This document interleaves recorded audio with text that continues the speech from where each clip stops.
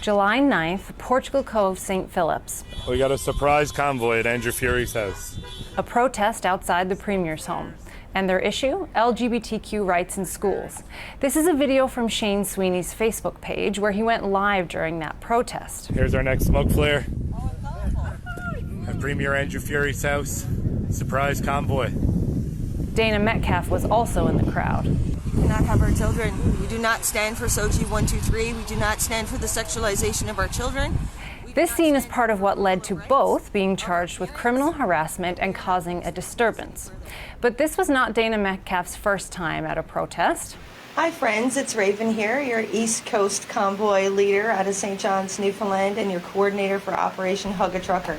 She calls herself Raven and claimed to be the leader for the East Coast contingent of the trucker convoy that descended on Ottawa in January 2022 that was in protest of vaccine mandates. So just to let you know what my role is with the Operation Hug a Trucker, I'm moral support and education. Just before she and others protested outside the Premier's house in July, Metcalfe made two posts on X, formerly known as Twitter.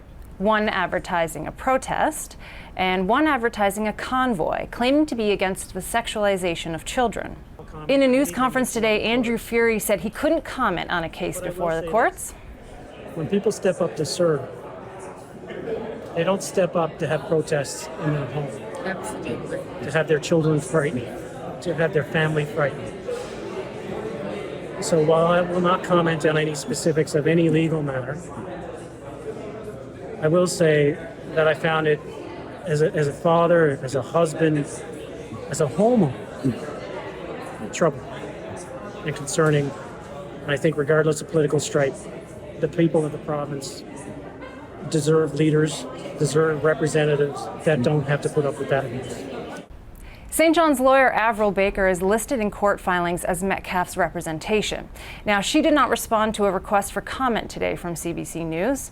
Metcalfe and Sweeney are due back in court in November.